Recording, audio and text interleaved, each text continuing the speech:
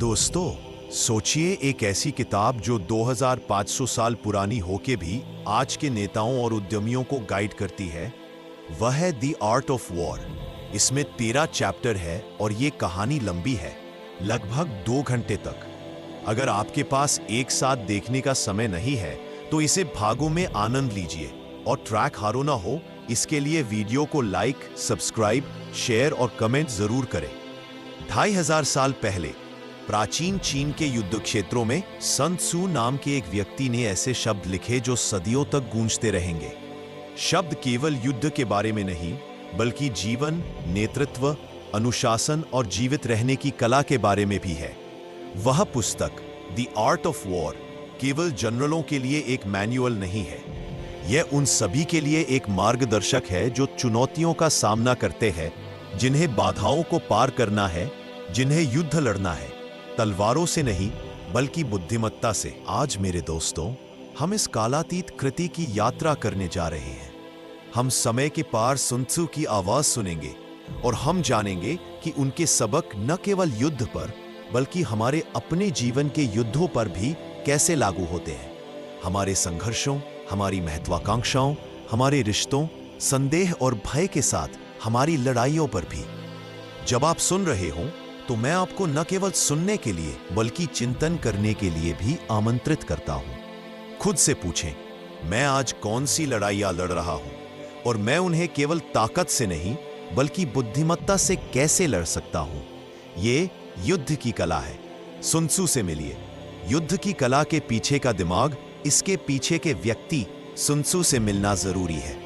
sun tzu, जिन्हें सुनजी के नाम से भी जाना जाता है, एक चीनी सेनापति, सैन्य रणनीतिकार और दार्शनिक थे जो पूर्वी झोउ काल लगभग 545-490 ईसा पूर्व में रहते थे। हालांकि उनके जीवन का सटीक विवरण अभी भी एक रहस्य बना हुआ है, फिर भी उनका प्रभाव 2.5 सहस्राब्दियों से भी ज्यादा समय से कायम है और दुनिया भर के सेनापतियों, नेताओं और विचारकों के मन को आकार देता रहा है। वे सिर्फ एक सैनिक ही नहीं बल्कि एक दार्शनिक भी थे जो संघर्ष के मनोविज्ञान, नेतृत्व की कला और बल प्रयोग की तुलना में रणनीति के महत्व को समझते थे। sun tzu का मानना था कि सबसे बड़ी जीत बिना लड़े ही हासिल की जा सकती है, सोच समझकर, चतुराई से आगे बढ़कर और परिस्थितियों को पूरी तरह समझकर। सारा युद्ध छल पर आधारित होता है, उन्होंने प्रसिद्ध रूप से लिखा था। यह सिर्फ सेनाओं के लिए सलाह नहीं थी, यह जीवन के लिए मार्गदर्शन था, जिसमें लापरवाही की बजाय दूरदर्शिता, धैर्य और बुद्धिमत्ता पर जोर दिया गया था। sun tzu की उत्कृष्ट कृति युद्ध की कला एक सैन्य नियमावली से कहीं बढ़कर है। यह एक दार्शनिक मार्गदर्शिका है जो नेतृत्व, अनुशासन, बगाव और बुद्धिमत्ता है, रणनीति और आत्मनियंत्रण के पाठ प्रदान करती है। प्रत्येक अध्याय उन सिद्धांतों पर गहराई से प्रकाश डालता है जो आज भी व्यापार, रिश्तों और व्यक्तिगत विकास में उतने ही प्रासंगिक हैं जितने प्राचीन युद्ध क्षेत्रों में थे। उनका प्रभाव सेना से कहीं आगे तक फैला हुआ है। नेपोलियन से लेकर आधुनिक सीईओ तक सभी नेताओं ने उनकी शिक्षाओं का लाभ उठाया है। मानव स्वभाव, निर्णय लेने की क्षमता और सोची समझी कार्रवाई के बारे में उनकी अंतर्दृष्टि दुनिया भर में लाखों लोगों को प्रेरित करती रहती है। श्रोताओं, जैसे ही हम द आर्ट ऑफ वॉर के माध्यम से इस यात्रा पर निकलते हैं, याद रखें, यह केवल युद्धों के बारे में एक किताब नहीं है, यह जीवन के लिए एक दिशा सूचक है जो आपको चुनौतियों का बुद्धिमानी से सामना करने, रणनीतिक रूप से कार्य करने और अंतर्दृष्टि और स्पष्टता के साथ सफलता प्राप्त करने का मार्गदर्शन करता है। तो एक गहरी सांस लें, अपना दिमाग खोलें और sun tzu की रणनीतिक प्रतिभा का अन्वेषण करने के लिए तैयार हो जाएं, जिनके शब्द सदियों, संस्कृतियों और संघर्षों से परे हैं और ऐसे सबक प्रदान करते हैं जो आज भी उतने ही महत्वपूर्ण हैं जितने हजारों साल पहले थे। अब शुरू करते हैं पहला अध्याय, योजनाएं बनाना, जहां sun tzu हमें रणनीति की बुनियाद समझाते हैं। यही वह नींव है जहां से पूरी आर्ट ऑफ वॉर की सोच शुरू होती है। sun tzu योजना बनाने से शुरुआत करते हैं। युद्ध कला राज्य के लिए अत्यंत महत्वपूर्ण है। वे कहते हैं, योजना बनाना ही युद्ध जीतने का आधार है। पहला तीर चलने से पहले अपने जीवन के बारे में सोचिए। क्या आपने कभी बिना योजना के किसी काम में जल्दबाजी की है? शायद नौकरी, रिश्ता, कोई व्यावसायिक विचार, और फिर खुद को अभिभूत पाया हो। सुन त्सु हमें चेतावनी देते हैं, जीत सबसे मजबूत की नहीं बल्कि तैयारी करने वाले की होती है। वे हमें 5 चीजों को मापने के लिए कहते हैं: मार्ग, नैतिक नियम, आपका उद्देश्य, स्वर्ग, समय, ऋतुएं, भाग्य, पृथ्वी, भूभाग, आपका वातावरण, सेनापति, नेतृत्व, बुद्धिमत्ता, साहस, विधि और अनुशासन, संरचना। आपका उद्देश्य क्या है? आप किस भूभाग पर खड़े हैं? आपका सेनापति कौन है? आपका आंतरिक अनुशासन। सुन त्सु हमें याद दिलाते हैं, यदि आप दुश्मन को जानते हैं और खुद को जानते हैं तो आपको 100 लड़ाइयों के परिणाम से डरने की जरूरत नहीं है। लेकिन हम कितनी बार खुद को जाने बिना जीवन में जल्दबाजी करते हैं? हम अपनी कमजोरियों को कम आंकते हैं, अपनी खूबियों को ज्यादा। दोस्तों, इसी तरह लड़ाइयां हार जाती है। किसी भी लड़ाई में उतरने से पहले, चाहे वह मीटिंग हो, परीक्षा हो, करियर में बदलाव हो, थोड़ा रुकें। खुद से पूछें, क्या मैं खुद को सच में जानता हूं? क्या मैं युद्ध के मैदान को सच में जानता हूं?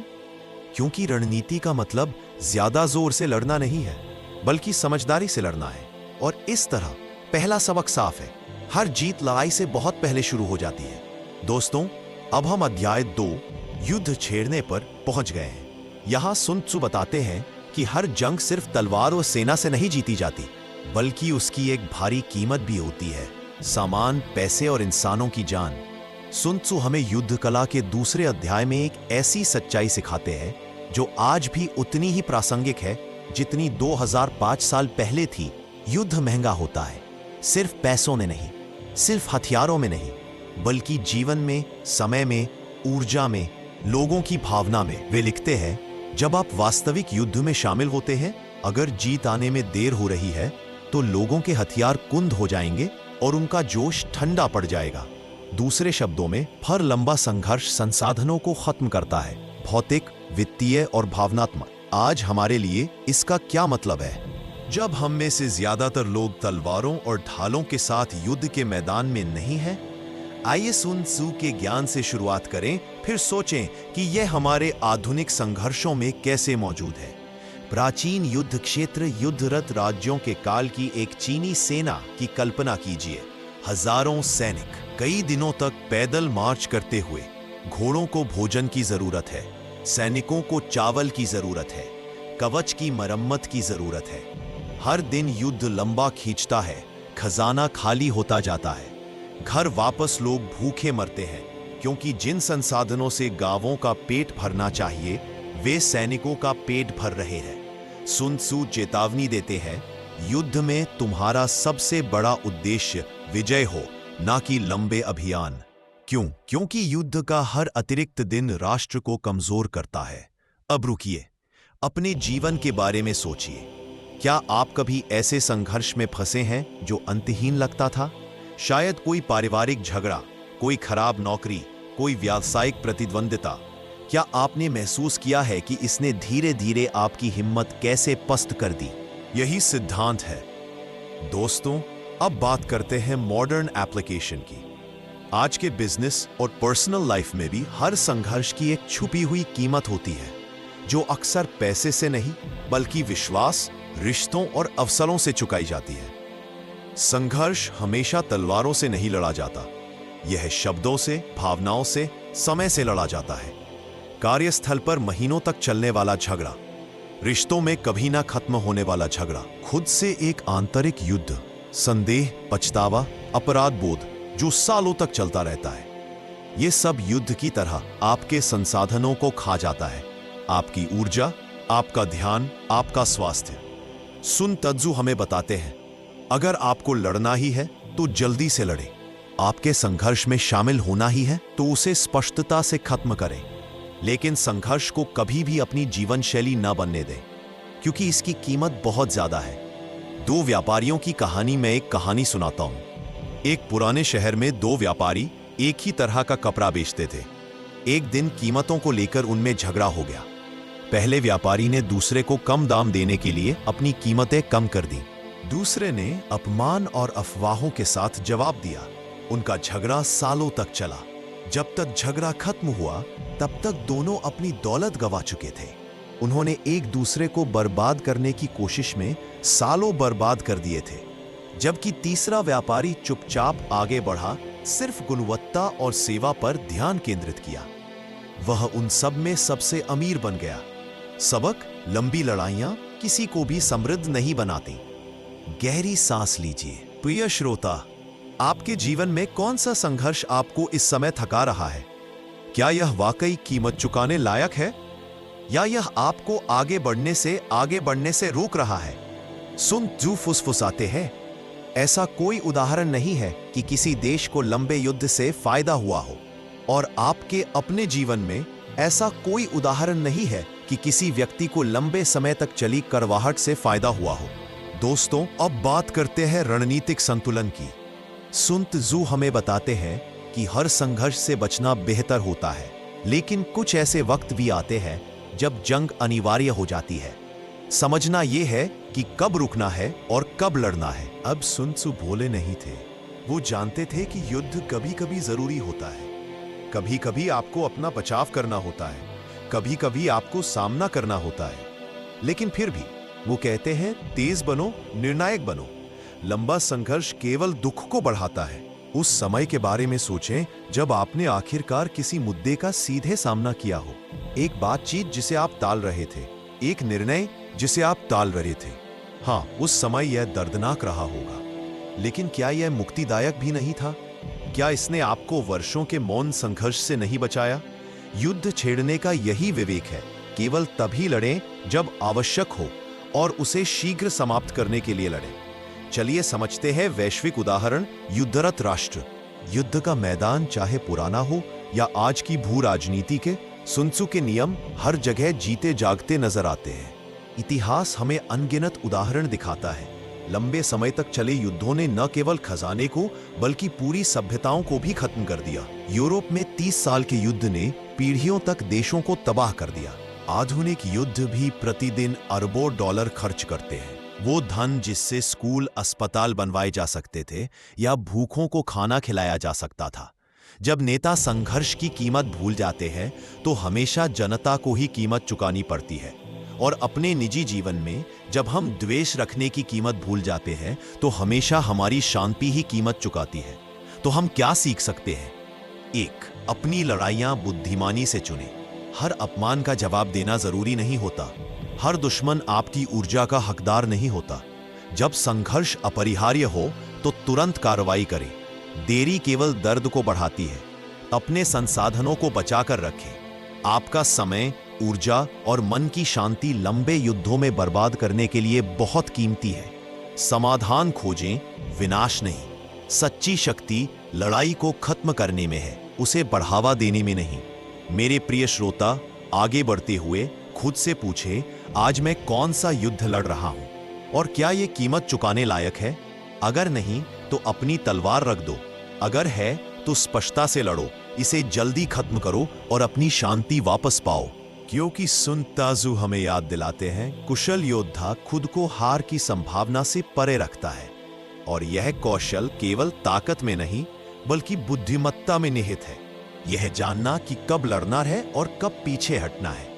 दोस्तों, अगर आप यहां तक सुन रहे हैं तो इसका मतलब है कि आपको यह कहानी पसंद आ रही है। आपका ये वक्त और प्यार मेरे लिए बहुत बड़ी चीज है। मैं सिर्फ एक छोटी सी गुजारिश करना चाहता हूं, कृपया चैनल को सब्सक्राइब करें, वीडियो को लाइक करें, अपने दोस्त और परिवार के साथ शेयर करें और एक छोटा सा कमेंट जरूर छोड़ें। आपका एक कदम मुझे प्रेरित करता है कि मैं आपके लिए और भी ऐसी प्रेरक और जीवन बदलने वाली कहानियां लेकर आता रहूं। आपके बिना ये सफर अधूरा है। चलिए देखते हैं, बिना लड़े जीतना। सुन त्जू कहते हैं, सबसे बड़ी रणनीति वही है जो शांति से दुश्मन को झुका दे। सुन त्जू अध्याय 3 की शुरुआत एक सरल मगर क्रांतिकारी विचार से करते हैं। युद्ध की सर्वोच्च कला बिना लड़े दुश्मन को परास्त करना है। एक पल के लिए इस बारे में सोचें। विजय लेकिन बिना रक्तपात के, विजय बिना विनाश के, प्रभाव बिना बल के। यह एक ऐसा सिद्धांत है जो न केवल सेनाओं पर बल्कि जीवन पर भी लागू होता है। चलिए सफर करते हैं समय के पीछे, प्राचीन युद्ध भूमि की तरफ, जहां तलवार की चमक, धूल और युद्ध भूमि के शोर के बीच सुन त्सु ने अपने अमर सूत्र लिखे। कल्पना कीजिए कि नदी के उस पार दो सेनाएं आमने सामने खड़ी हैं। हथियार चमक रहे हैं, सैनिक तनाव में है, सेनापति आदेश दे रहे हैं। ज्यादातर सेनापति हमला करने के लिए दौड़ पड़ते हैं, झड़पते हैं, भिड़ते हैं और तब तक लड़ते हैं जब तक कि एक पक्ष नष्ट ना हो जाए। लेकिन सुन त्सु कुछ अलग सिखाते हैं, बल के बजाय रणनीति। जब चतुराई से जीत हासिल की जा सकती है तो जान जोखिम में क्यों डालें, संसाधन बर्बाद क्यों करें या कष्ट क्यों बढ़ाएं। वह कहते हैं, अपने दुश्मन को जाने, खुद को जाने और तलवार से पहले अपने दिमाग का इस्तेमाल करें।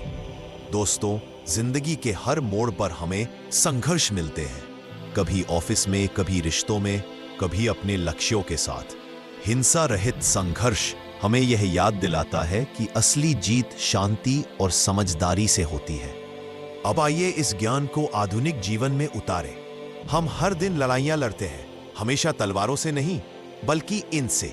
कार्यस्थल पर बहस, व्यावसायिक सौदों में बातचीत, रिश्तों में व्यक्तिगत संघर्ष, डर या टालमटोल से आंतरिक संघर्ष। बिना लड़े जीतने का मतलब है आक्रामकता के बजाय अनुनय का प्रयोग, समस्याओं को बढ़ाने के बजाय समाधान ढूंढना, आंख मूंद कर प्रतिक्रिया देने के बजाय उद्देश्यों को समझना। जीवन में आप बिना टकराव के कहां विजय प्राप्त कर सकते हैं? क्या किसी कठिन बातचीत को क्रोध के बजाय सहानुभूति से सुलझाया जा सकता है? क्या कार्यस्थल पर किसी चुनौती का समाधान संघर्ष के बजाय रणनीति से किया जा सकता है?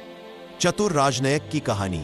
मैं आपको प्राचीन चीन की एक कहानी सुनाता हूं। एक प्रतिद्वंद्वी राज्य ने एक छोटे से शहर को डराने के लिए सेना भेजी थी। अधिकांश ने सेना बुलाकर युद्ध की तैयारी कर ली होगी, लेकिन शहर के नेता ने दुश्मन के व्यवहार का अध्ययन किया, अपने सेनापतियों के बीच मतभेद को देखा और उनकी कमजोरियों को उजागर करते हुए एक सावधानीपूर्वक लिखा पत्र भेजा। शत्रु शर्मिंदा और सतर्क होकर बिना एक भी तलवार खींचे पीछे हट गया। कोई जान नहीं गई, कोई विनाश नहीं। बुद्धिमत्ता, अवलोकन और रणनीति से विजय प्राप्त हुई। यही सुन त्सु का आदर्श है। जीत का मनोविज्ञान बिना लड़े जीतना भी मानव मनोविज्ञान को समझने पर निर्भर करता है।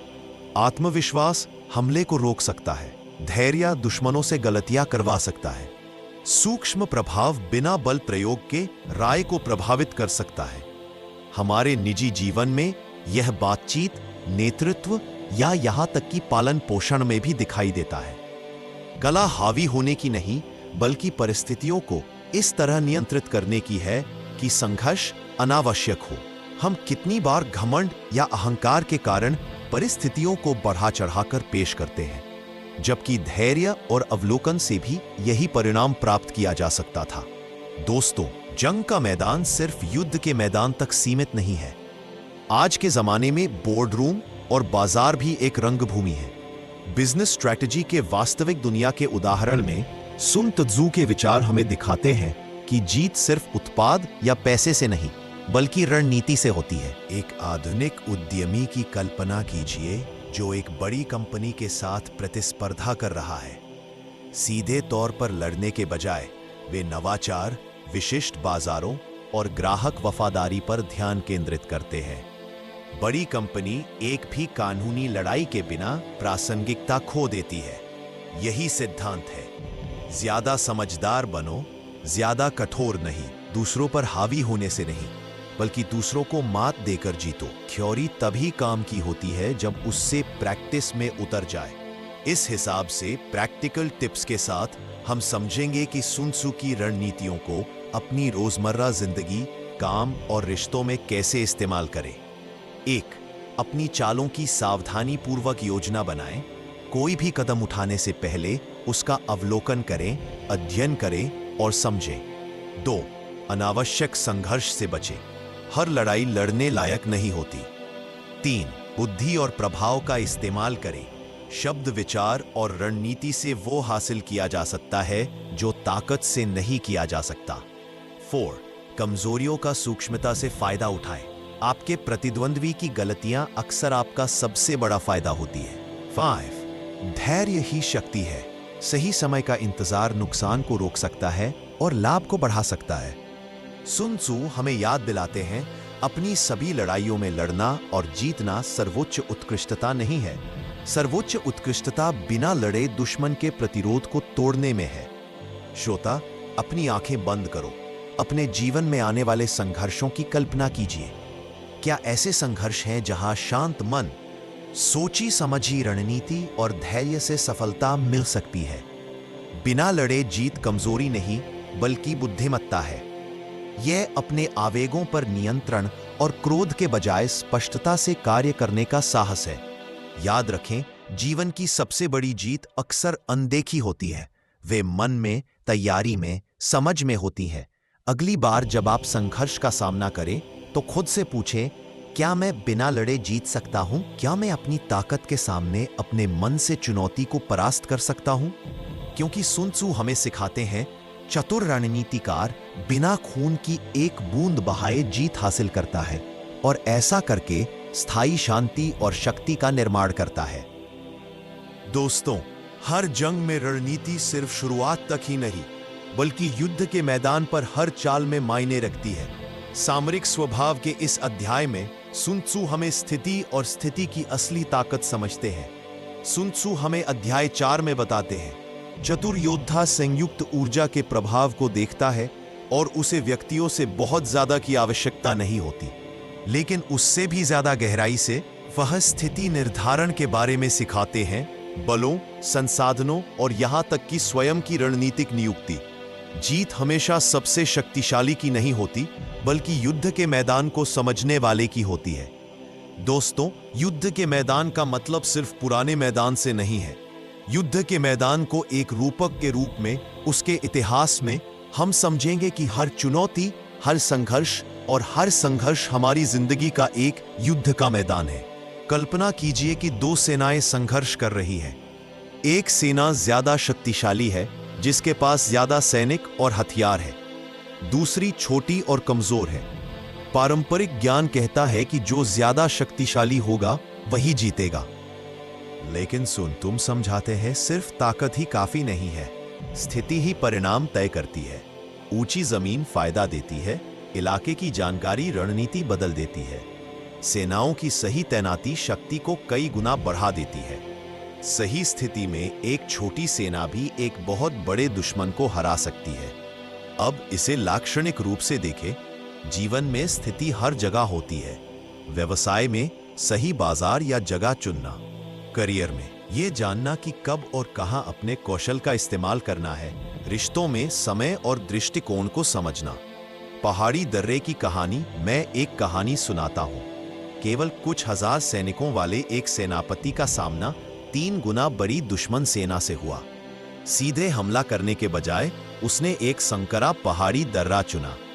दुश्मन इलाके से अनजान फंस गया। उसकी छोटी सेना सही स्थिति में बहुत बड़ी सेना को पीछे धकेल दिया। जीत क्रूर ताकत से नहीं बल्कि सामरिक रणनीति से हुई। आपके जीवन में बेहतर स्थिति कहां सफलता की ओर ले जा सकती है? क्या यह बातचीत का समय, विचारों को प्रस्तुत करने का क्रम, या यहां तक कि वह वातावरण भी हो सकता है जिसमें है? आधुनिक अनुप्रयोग, जीवन और रणनीति स्थिति केवल सैन्य नहीं है। सुन त्सू के सबक आज भी गहराई से लागू होते हैं। करियर, सही टीम या प्रोजेक्ट चुनने से आपकी प्रभावशीलता कई गुना बढ़ सकती है। निवेश की मात्रा ही नहीं बल्कि समय का सही चुनाव धन की ओर ले जाता है। संघर्ष समाधान, खुद को एक शांत समझदार भूमिका में रखने से परिणाम बदल जाते हैं। कहां और कैसे खड़े होना है, कार्य करना है या बोलना रहे, यह हर निर्णय एक रणनीतिक विकल्प है। शतरंज के उस्ताद की कहानी, एक शतरंज के खेल के बारे में सोचे। सबसे मजबूत मोहरे अकेले जीत की गारंटी नहीं देते। स्थिति, प्रत्येक मोहरा कहां रखा गया है, वे एक दूसरे का कैसे समर्थन करते हैं, से ही खेल जीतता है। एक कुशल शतरंज खिलाड़ी अपनी कमजोरी के कारण मोहरे का त्याग नहीं करता, बल्कि इसलिए करता है क्योंकि उस मोहरे को अलग तरीके से रखने से अंततः एक मजबूत आक्रमण तैयार होगा। सुन त्सू की सेनाएं भी इसी तरह काम करती हैं। हर सैनिक, हर चाल, हर चुनाव एक बड़ी योजना में योगदान देता है। क्या आपके निजी जीवन में आपके प्रयास बिखरे हुए हैं? या वे आपके अंतिम लक्ष्य का समर्थन करने के लिए तैनात है। सामरिक स्वभाव भी मन को प्रभावित करता है। एक अच्छी तरह से तैनात सेना युद्ध शुरू होने से पहले ही विरोधियों को डरा देती है। जीवन में आत्मविश्वास से खुद को प्रस्तुत करना, पूरी तैयारी करना और सही दृष्टिकोण चुनना चुनौतियों को आने से पहले ही समाप्त कर सकता है। बातचीत एक अच्छी तरह से तैयार तर्क लाभ प्रदान करता है। नेतृत्व अपनी टीम को रणनीतिक रूप से संगठित करना सहयोग को प्रेरित करता है।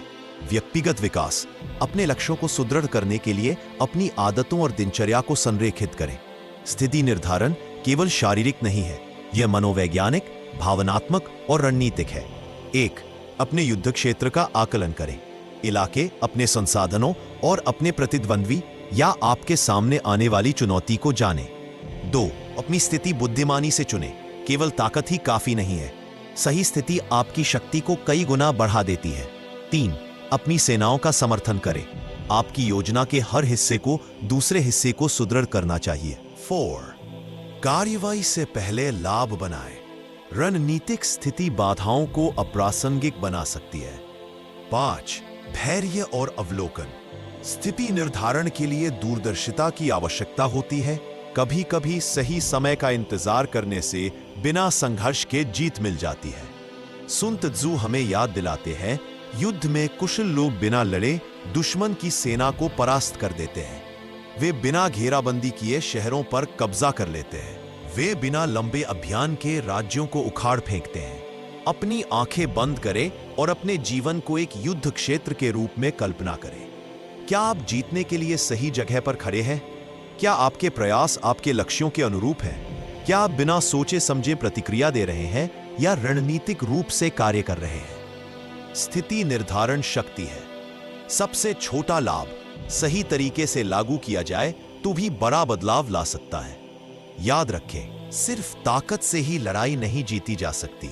बुद्धि, तैयारी और स्थिति निर्धारण से अपने प्रयासों को संरेखित करें, खुद को रणनीतिक रूप से स्थापित करें और जीत निश्चित हो जाती है। आपका जीवन युद्ध क्षेत्र की तरह स्थिति का खेल है। समझदारी से खड़े रहे, समझदारी से आगे बढ़े और अपनी रणनीति को सफलता की ओर ले जाने दें। दोस्तों, जीत सिर्फ शक्ति और संसाधनों से नहीं मिलती। ऊर्जा, प्रत्यक्ष और अप्रत्यक्ष कार्रवाई का संतुलन अध्याय में है। सुन त्सू बताते हैं कि कब सीधा कार्रवाई करना है और कब छुपी रणनीति का इस्तेमाल करना है।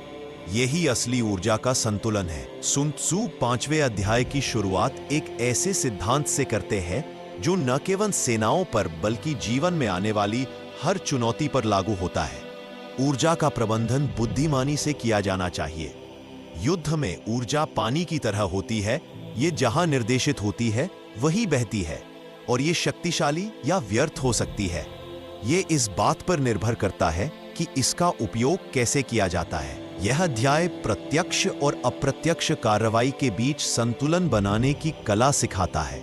ये जानने की कला कि कब चुनौतियों का सीधा सामना करना है और कब सूक्ष्मता से, अप्रत्यक्ष रूप से या धैर्यपूर्वक कार्य करना है।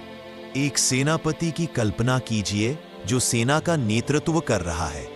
वो सभी सैनिकों को सीधे दुश्मन पर नहीं धावा बोल सकता। इससे उसके सैनिक थक जाएंगे, आपूर्ति कम हो जाएगी और अराजकता फैल जाएगी। इसके बजाय वो बारी बारी से इन तरीकों का इस्तेमाल करता है। प्रत्यक्ष कार्रवाई, कमजोर बिंदुओं पर हमला करना या बढ़त हासिल करने के लिए दबाव डालना। अप्रत्यक्ष कार्रवाई, छल, भटकाव और दुश्मन को भ्रमित करने के लिए रणनीतिक स्थिति बनाना। इन ऊर्जाओं को मिलाकर सेनापति शक्ति का संरक्षण करते हुए गति बनाए रखता है। विजय अपरिष्कृत बल पर नहीं, यह ऊर्जा के बुद्धिमानीपूर्ण उपयोग पर निर्भर करती है। आधुनिक जीवन में अनुप्रयोग, अपनी ऊर्जा का उपयोग। अब आइए इसे आधुनिक जीवन में लागू करें। कार्य, आप हर कार्य को पूरी लगन से नहीं करते। आप प्राथमिकताएं तय करते हैं, रणनीति बनाते हैं और जहां आपकी ऊर्जा का सबसे अधिक प्रभाव पड़ता है वहां ध्यान केंद्रित करते हैं। रिश्ते, हर संघर्ष या असहमति के लिए सीधे टकराव की आवश्यकता नहीं होती। कभी कभी धैर्य और सूक्ष्म मार्गदर्शन अधिक प्रभावी होते हैं। व्यक्तिगत विकास, गहन ध्यान को विश्राम के साथ, सीखने को प्रयोग के साथ, चिंतन को क्रिया के साथ संतुलित करना, इस तरह ऊर्जा परिणामों को कई गुना बढ़ा देती है। आप कहाँ अनावश्यक रूप से ऊर्जा खर्च कर रहे हैं? क्या आप प्रतिरोध के विरुद्ध जोर लगा रहे हैं, जबकि एक अधिक सूक्ष्म अप्रत्यक्ष दृष्टिकोण से बेहतर परिणाम प्राप्त किए जा सकते हैं? नदी युद्ध की कहानी में आपको प्राचीन चीन की एक कहानी सुनाता हूं। एक छोटे बेड़े का सामना एक घुमावदार नदी पर एक बड़े, अधिक शक्तिशाली दुश्मन से हुआ। सीधा टकराव असंभव था। दुश्मन संख्या और ताकत में बढ़त पर था। कमांडर ने नदी का अध्ययन किया, ज्वार भाटे का अवलोकन किया और छल कपट और ध्यान भटकाने वाले उपायों का इस्तेमाल किया। कुछ जहाजों ने प्रत्यक्ष रूप से कार्यवाही की, अन्य ने अप्रत्यक्ष रूप से। दुश्मन भ्रमित और फंसा हुआ था और जीत न्यूनतम नुकसान के साथ मिली। सबक: रणनीतिक रूप से संतुलित ऊर्जा दक्षता, शक्ति और अप्रत्याशित जीत पैदा करती है। ऊर्जा केवल भौतिक नहीं होती, यह मनोवैज्ञानिक भी होती है। प्रत्यक्ष कार्यवाही शक्ति, आत्मविश्वास और नेतृत्व का प्रदर्शन करती है। अप्रत्यक्ष कार्यवाही अप्रत्याशितता, अनुकूलनशीलता और चतुराई को बढ़ावा देती है। सुन त्सू सिखाते हैं, जब आप लचीले, अनुकूलनशील होते हैं और प्रत्यक्ष और अप्रत्यक्ष तरीकों के बीच ऊर्जा को स्थानांतरित करने में सक्षम होते हैं, तो आप घटनाओं के प्रवाह को नियंत्रित करते हैं। क्या आप अपने जीवन में एक ही दिशा में बहुत अधिक प्रयास कर रहे हैं या खुद को बहुत अधिक फैला रहे हैं? क्या अपने दृष्टिकोण को संतुलित करने से बेहतर परिणाम प्राप्त करते हुए प्रयास की बचत हो सकती है? 1. आकलन करें कि ऊर्जा कहां लगानी है। अधिकतम प्रभाव के लिए संसाधनों का संरक्षण करें। 2. प्रत्यक्ष और अप्रत्यक्ष कार्रवाई को मिलाएं। जब मजबूत हो तो हमला करें, जब सतर्क हो तो पैंतरेबाजी करें। 3. गति का उपयोग करें। बड़ी जीत के लिए छोटी जीत का निर्माण करें। 4. निरीक्षण करें और अनुकूलन करें। लचीलापन आपको बदलती परिस्थितियों का जवाब देने में सक्षम बनाता है। 5. अपनी ताकत बनाए रखें। थकान गलतियों की ओर ले जाती है, लेकिन समझदारी से लगाई गई ऊर्जा जीत दिलाती है। सुन त्सू हमें याद दिलाते हैं, एक बड़ी सेना पर नियंत्रण कुछ लोगों को नियंत्रित करने जैसा ही है। बस अपनी ऊर्जा को प्रभावी ढंग से बांटने की बात है। प्रिय श्रोता, अपनी आंखें बंद कर लीजिए। अपने जीवन की चुनौतियों को एक युद्ध क्षेत्र के रूप में कल्पना कीजिए। क्या आप अपनी ऊर्जा का बुद्धिमानी से उपयोग कर रहे हैं? क्या आप हर बाधा पर सीधे प्रहार कर रहे हैं या ऐसे सूक्ष्म रास्ते खोज रहे हैं जिनमें कम संघर्ष और बेहतर परिणाम मिले? संतुलन, धैर्य और रणनीति, इसी तरह सच्ची शक्ति का उपयोग होता है। याद रखें, ऊर्जा का मतलब ज्यादा करना नहीं है, यह समझदारी से काम लेना है। प्रत्यक्ष क्रिया शक्ति दिखाती है, अप्रत्यक्ष क्रिया बुद्धिमत्ता दिखाती है। संतुलन में महारत हासिल कीजिए और सबसे कठिन लड़ाइयां भी दक्षता, स्पष्टता और न्यूनतम नुकसान के साथ जीती जा सकती है। दोस्तों, हर लड़ाई और हर चुनौती में एक ही राज होता है। अपनी मजबूतियों पर ध्यान दो और कमजोरियों को समझो। कमजोरियां और मजबूतियां, इस अध्याय में सुन त्सू हमें दिखाते हैं कि कैसे हर परिस्थिति में फायदा पाया जा सकता है। सुन त्सू छठे अध्याय की शुरुआत एक शाश्वत अंतर्दृष्टि के साथ करते हैं। उन जगहों पर पहुंचो जहां दुश्मन को बचाव के लिए जल्दी करना होगा। उन जगहों पर तेजी से आगे बढ़ो जहां तुम्हारी उम्मीद नहीं है। इस पाठ का सार स्पष्ट है। जीत अपनी और दूसरों की ताकत और कमजोरी को पहचानने में है। जीत सबसे ताकतवर की नहीं, बल्कि उस व्यक्ति की होती है जो जानता है कि फायदा कहाँ है और उसका बुद्धिमानी से इस्तेमाल करता है। युद्ध क्षेत्र एक कक्षा के रूप में दो सेनाओं की कल्पना कीजिए। एक आगे से मजबूत है लेकिन किनारों पर कमजोर है, दूसरी फुर्तीली और चौकस है। एक लापरवाह सेनापति अपनी असली ताकत पर भरोसा करते हुए आगे बढ़ सकता है, लेकिन एक बुद्धिमान सेनापति युद्ध क्षेत्र का जायजा लेता है, पैटर्न देखता है और जहां दुश्मन सबसे कम तैयार होता है वहां हमला करता है। कमजोरियों का पता लगाए, कमजोरियों का फायदा उठाए, कमजोरियों का फायदा उठाए और जाल से बचे। एक कमजोर सेना भी सफल हो सकती है अगर वह दुश्मन की ताकत का इस्तेमाल उनके खिलाफ करे और उनकी कमजोरियों पर हमला करे। आधुनिक जीवन में अनुप्रयोग, ताकत और कमजोरी को पहचानना। अब आइए इस ज्ञान को आधुनिक जीवन में लागू करें। व्यवसाय में एक छोटी कंपनी उन क्षेत्रों में नवाचार करके एक बड़ी कंपनी से बेहतर प्रदर्शन कर सकती है जिन्हें बड़ा प्रतिस्पर्धी नजरअंदाज करता है। रिश्तों में किसी की भावनात्मक ताकत और असुरक्षाओं को समझने से आप ज्यादा प्रभावी ढंग से संवाद कर पाते हैं। व्यक्तिगत विकास में अपनी कमजोरियों को पहचानने से आपको अपनी ताकत का फायदा उठाते हुए बेहतर बनने में मदद मिलती है। अपने जीवन में आप आंख मूंद कर आगे बढ़ने के बजाय अवलोकन करके और कहाँ अधिक हासिल कर सकते हैं। क्या किसी कठिन परिस्थिति को अपने पक्ष में मोड़ा जा सकता है यदि आप बलपूर्वक आगे बढ़ने के बजाय कमियों पर ध्यान केंद्रित करें। संख्या में कमजोर जनरल की कहानी मैं सुन त्सू के युग की एक कहानी सुनाता हूं। एक जनरल का सामना अपने से 3 गुना बड़े दुश्मन से हुआ। उनका सीधा सामना करने के बजाय उसने दुश्मन की गतिविधियों पर नजर रखी और यह देखा कि कौन सी इकाइयां थकी हुई है या उनके पास पर्याप्त आपूर्ति नहीं है। फिर उसने रात में उनके कमजोरों पर सटीक हमला किया और मजबूत इकाइयों को पूरी तरह से बचा लिया। नतीजा, न्यूनतम नुकसान के साथ एक निर्णायक जीत। ताकत दिखाई देती है लेकिन कमजोरी अक्सर छिपी रहती है। जो इसे पहले देख सकते हैं और उस पर अमल कर सकते हैं वे ही ताकतवर होते हैं। मनोवैज्ञानिक लाभ सुन त्सू यह भी सिखाते हैं कि कमजोरियों को पहचानने से मनोवैज्ञानिक लाभ मिलता है। जब आप उन जगहों पर हमला करते हैं जहां प्रतिद्वंद्वी कमजोर है तो वे घबरा जाते हैं। जब आप अपनी कमजोरियों की रक्षा करते हैं तो आपको आत्मविश्वास मिलता है।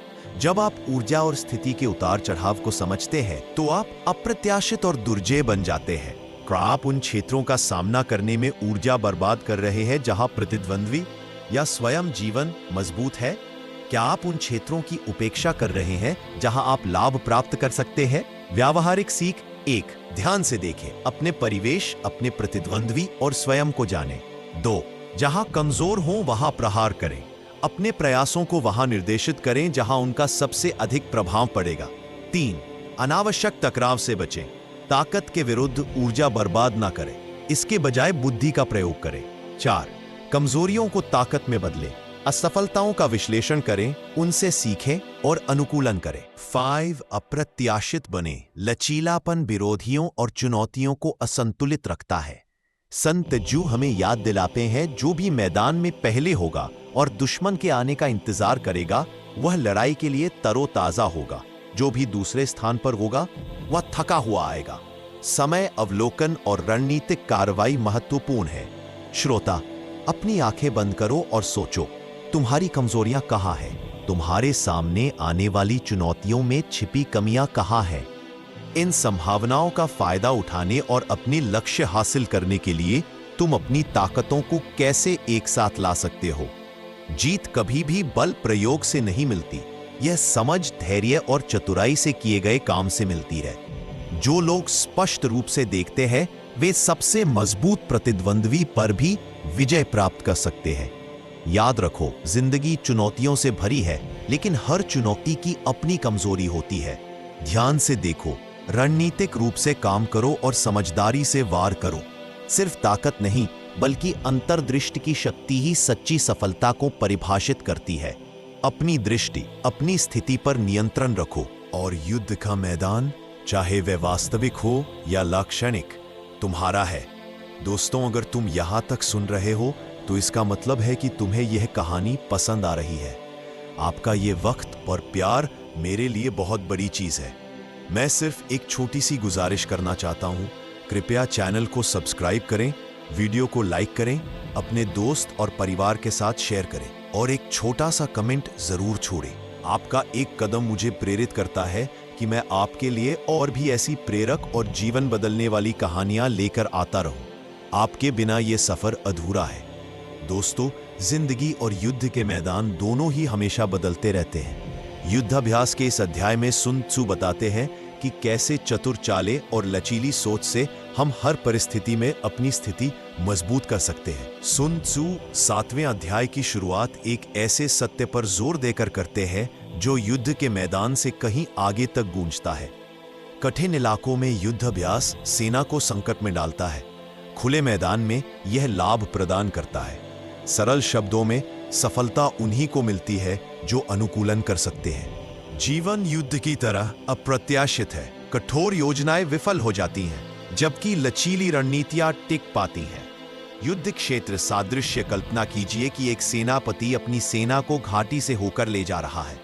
भूभाग लगातार बदलता रहता है, नदियां उफान पर है, चट्टानें टूट रही हैं, तूफान आ रहे हैं।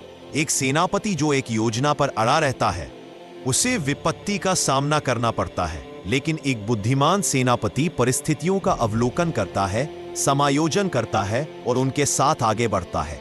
वह स्वरूप बदलता है, सेनाओं को पुनर्निर्देशित करता है और वातावरण का अपने लाभ के लिए उपयोग करता है। विजय बल प्रयोग में नहीं, बल्कि तरलता और अनुकूलनशीलता में निहित है। आधुनिक जीवन में अनुप्रयोग, शालीनता से अनुकूलन। अब आइए इसे आधुनिक जीवन में लागू करें। करियर। उद्योग तेजी से विकसित होते हैं। जो लोग पुराने तरीकों से चिपके रहते हैं, वे अप्रचलित होने का जोखिम उठाते हैं। कौशल और रणनीतियों को अपनाना अस्तित्व और विकास सुनिश्चित करता है। रिश्ते। जीवन की परिस्थितियां बदलती हैं, लोग बढ़ते हैं, परिस्थितियां बदलती हैं। लचीलापन समझ, सहयोग और दीर्घकालिक सामंजस्य को संभव बनाता है। व्यक्तिगत लक्ष्य। बाधाएं अवश्यंभावी हैं। अनुकूलन यह सुनिश्चित करता है कि हम आगे बढ़ते रहें, भले ही रास्ता सीधा ना हो। क्या आप अपनी योजनाओं में दृढ़ हैं? या जब चुनौतियां आपका रास्ता बदल देती है, तो क्या आप शालीनता से समायोजन करते हैं?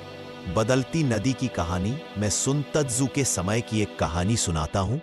एक सेना दुश्मन के इलाके से आगे बढ़ रही थी। तभी अचानक आई बाढ़ ने उनका रास्ता रोक दिया। सैनिकों में दहशत फैल गई। शांत और चौकस सेनापति ने जल्दी से ऊंची जमीन पर एक नया रास्ता पहचान लिया। उसने सेना को पुनर्गठित किया, रसद का पुनर्वितरण किया और यहां तक कि पीछा कर रहे दुश्मन के लिए जाल बिछाकर नदी का भी अपने फायदे के लिए इस्तेमाल किया। परिणाम, एक विजयी चाल, जहां दूसरों को हार का सामना करना पड़ता। सबक स्पष्ट है, अनुकूलन निष्क्रिय नहीं है, यह परिवर्तन के प्रति सचेत प्रतिक्रिया है। मनोवैज्ञानिक चालबाजी। मन में लचीलापन चालबाजी मनोवैज्ञानिक स्थिति पर भी लागू होती है। पूर्वानुमान एक कमजोरी है, लचीलापन विरोधियों के लिए अनिश्चित करता है। एक शांत अनुकूलनशील मन सहयोगियों में आत्मविश्वास और विरोधियों में झिझक पैदा करता है। क्या आप अपने जीवन में भावनात्मक और कठोर प्रतिक्रिया दे रहे हैं, या चुनौतियों और लोगों के प्रति अपने दृष्टिकोण को रणनीतिक रूप से समायोजित कर रहे हैं? व्यावहारिक सीख। 1. निरंतर निरीक्षण करें। परिस्थितियों, संसाधनों और बाधाओं में होने वाले परिवर्तनों के प्रति सचेत रहें। लचीले बने रहें। कठोर योजनाएं अक्सर विफल हो जाती हैं, अनुकूलनशीलता ही अस्तित्व है। 3. परिवेश का उपयोग करें। चुनौतियों में अक्सर छिपे हुए लाभ होते हैं। 4. ऊर्जा का बुद्धिमानी से पुनर्वितरण करें। उन क्षेत्रों पर ध्यान केंद्रित करें जहां प्रयास का सबसे अधिक प्रभाव पड़ता है। 5. परिवर्तन का पूर्वानुमान लगाएं। संभावित बदलावों का पूर्वानुमान लगाएं और पहले से प्रतिक्रियाएं तैयार करें। सुन त्सु हमें याद दिलाते हैं, जो दुश्मन के साथ अपनी रणनीति में बदलाव ला सकता है और परिस्थितियों के अनुसार अपनी योजनाओं को ढाल सकता है, वही सफल होगा। अपनी आंखें बंद करो प्रिय श्रोता। जीवन की कल्पना एक युद्ध क्षेत्र के रूप में करो, जहां जमीन लगा बदलती रहती है। हर बाधा, हर अचानक बदलाव कौशल, बुद्धिमत्ता और लचीलेपन का प्रदर्शन करने का एक अवसर है। खुद से पूछो, क्या मैं कठोर हूं या लचीला? क्या मैं चुनौतियों में छिपे अवसर देख रहा हूं? मैं बिना संघर्ष के लाभ कमाने के लिए शालीनता से कैसे काम कर सकता हूं? अनुकूलन समर्पण नहीं है, यह गतिशील शक्ति है। याद रखो, जीवन शायद ही कभी सीधे रास्ते पर चलता है। जो सफल होते हैं वे हमेशा सबसे मजबूत नहीं होते, वे सबसे ज्यादा अनुकूलनशील होते हैं। बदलावों को देखो, अपनी रणनीति को समायोजित करो और आत्मविश्वास के साथ आगे बढ़ो। चालबाजी की कला में निपुण हो जाओ और तुम सबसे अप्रत्याशित चुनौतियों का भी बुद्धिमत्ता, दक्षता और शक्ति के साथ सामना कर पाओगे। दोस्तों, हर युद्ध क्षेत्र और हर चुनौती अलग होती है। इस अध्याय में रणनीति में बदलाव के बारे में सुन त्सु हमें सिखाते हैं कि कठोर योजनाएं कभी काम नहीं करती, लचीलापन और चतुर रणनीति ही जीत दिलाते हैं। सुन त्सु 8वें अध्याय की शुरुआत हमें याद दिलाते हुए करते हैं, युद्ध में अपनी रणनीति को ढालने की क्षमता जरूरी है। रता हार की ओर ले जाती है। यहां सीख सरल फिर भी गहरी है। कार्रवाई में लचीलापन रणनीति की आधारशिला है। चलिए देखते हैं युद्ध क्षेत्र एक जीवंत व्यवस्था के रूप में, क्योंकि असली रणनीति वही है जो युद्ध क्षेत्र के हर तत्व के साथ अनुकूलन करके रखे। एक ऐसे सेनापति की कल्पना कीजिए जो एक आदर्श युद्ध योजना बनाता है। सैनिक उसे याद कर लेते हैं, रसद तैयार कर लेते हैं, संरचनाएं तय कर लेते हैं। फिर अप्रत्याशित रूप से दुश्मन अपनी स्थिति बदल देता है, मौसम बदल जाता है या अतिरिक्त सैनिक आ जाते हैं। एक कठोर योजना ध्वस्त हो जाती है। सुनतीत सिखाते हैं कि रणनीतियों में विविधता, परिक्रमा, नवाचार और सुधार करने की क्षमता ही सफलता को असफलता से अलग करती है। अब आइए इसे आधुनिक जीवन में लागू करें। करियर, उद्योग और भूमिकाएं निरंतर विकसित होती रहती है। पिछले साल काम करने वाली योजनाएं आज विफल हो सकती है। लचीलापन आपको नए अवसरों का लाभ उठाने में मदद करता है। रिश्ते, लोग बदलते हैं, परिस्थितियां बदलती हैं और इसलिए आपका दृष्टिकोण भी बदलना चाहिए। अनुकूलन सद्भाव बनाए रखता है और संबंधों को मजबूत करता है। व्यक्तिगत लक्ष्य, बाधाएं आपको अपनी योजनाओं में संशोधन करने के लिए मजबूर कर सकती है। परिवर्तन करने की क्षमता अप्रत्याशित परिस्थितियों में भी प्रगति सुनिश्चित करती है। आपके जीवन में कहां एक कठोर योजना अनावश्यक तनाव या असफलता का कारण बन सकती है? आपके दृष्टिकोण में बदलाव बेहतर परिणाम कैसे ला सकता है? अनुकूली सेनापति की कहानी में सुन त्सू के समय की एक कहानी साझा करता हूं। एक सेनापति ने भोर में एक किलेबंद शहर पर हमला करने की योजना बनाई। हालांकि शहर ने उसके कदम का अनुमान लगा लिया और द्वारों को मजबूत कर दिया। मूल योजना पर आगे बढ़ने के बजाय उसने अपनी रणनीति में बदलाव किया। कुछ सैनिकों ने मोर्चे पर हमले का नाटक किया, जबकि अन्य ने अंधेरे की आग में कमजोर सुरक्षा वाले इलाकों में घुसपैठ की। शहर पर बिना ज्यादा नुकसान के कब्जा कर लिया गया। सीख, एक योजना उतनी ही मजबूत होती है जितनी उसे अपनाने की आपकी क्षमता। रणनीति में बदलाव से मनोवैज्ञानिक लाभ भी मिलता है। पूर्वानुमानित विरोधियों का मुकाबला करना आसान होता है। और एन एक्सपेक्टेड लाइफ। नो, अप्रत्याशित रणनीतियां विरोधियों को अनिश्चित और झिझक में रखती है। क्या आपकी रणनीतियां पूर्वानुमानित है? क्या लचीलापन आपको काम, रिश्तों और व्यक्तिगत विकास में अधिक प्रभावी बना सकता है? व्यावहारिक सीख, चैलेंज, आपने कई विकल्प तैयार रखे, दूसरे रास्ते पर कमजोरी शामिल कर रहे हैं और बुद्धिमी और कूली सनातों के पर बस जाने दें। प्रैक्टिस, लगातार निरीक्षण करें, बदलती परिस्थितियों के अनुसार अनुकूलन करें, अति प्रतिबद्धता से बचें। संसाधनों का कठोर निवेश विफलता का कारण बन सकता है। वास्तविक समय में नवाचार करें, छोटे सामरिक बदलाव अक्सर बड़े लाभ देते हैं। 5, प्रत्येक बदलाव से सीखें। प्रत्येक समायोजन भविष्य में निर्णय लेने की क्षमता को बेहतर बनाता है। सुन त्सू हमें याद दिलाते हैं, कुशल रणनीतिकार दुश्मन को भ्रमित रखने और पहल बनाए रखने के लिए विविधता का उपयोग करता है। अपनी आंखें बंद करो, अपने लक्ष्यों की कल्पना एक युद्ध क्षेत्र के रूप। क्या आप परिस्थितियों के बदलने पर अपने दृष्टिकोण में बदलाव कर रहे हैं? आपकी रणनीति में छोटे छोटे बदलाव कैसे महत्वपूर्ण लाभ पैदा कर सकता है? बदलाव में महारत हासिल करना अनिर्णय नहीं है।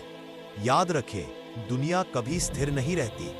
कठोर योजनाएं प्रयास की कमी के कारण नहीं, बल्कि इसीलिए विफल होती हैं क्योंकि वे वास्तविकता के साथ नहीं जुड़ पाती। लचीलापन अपनाएं, बदलाव के साथ तालमेल बिठाएं, अपने दृष्टिकोण में नयापन लाएं। रणनीति में बदलाव करने की क्षमता ही सच्ची महारत की निशानी है, चाहे युद्ध के मैदान में हो या जीवन में। दोस्तों, एक सेना का हर कदम और हर चाल जीत या हार का फैसला करता है। मार्च के इस अध्याय में सन त्सू हमें बताते हैं कि कैसे गति और गति को समझकर हर रणनीति का अधिकतम फायदा उठाया जा सकता है। सन त्सू अध्याय 9 की शुरुआत एक महत्वपूर्ण सिद्धांत पर जोर देते हुए करते हैं। आगे बढ़ती सेना अपनी चाल से अपनी स्थिति का पता लगाती है। नियंत्रण और सफलता के लिए गति को समझना जरूरी है। यह अध्याय हमें गति, क्रिया की लय और गति का सावधानीपूर्वक अवलोकन कैसे जीत या हार का निर्धारण कर सकता है, इसके बारे में सिखाता है। कल्पना कीजिए कि एक सेना आगे बढ़ रही है। सैनिक पंक्तिबद्ध होकर आगे बढ़ रहे हैं, घोड़े सरपट दौड़ रहे हैं और रसद उनके पीछे पीछे आ रही है। हर कदम, हर लय जानकारी देती है। क्या सैनिक आश्वस्त हैं या थके हुए? क्या सेना एकजुट है या बिखरी हुई? क्या दुश्मन गति में ताकत या कमजोरी महसूस कर सकता है? सुन त्जू चेतावनी देते हैं। एक सेनापति जो अपनी या दुश्मन की सेना के प्रवाह को नहीं समझता, वह विनाश का जोखिम उठाता है। गति केवल भौतिक नहीं है, यह एक संकेत है, ऊर्जा का माप है और रणनीति का एक उपकरण है।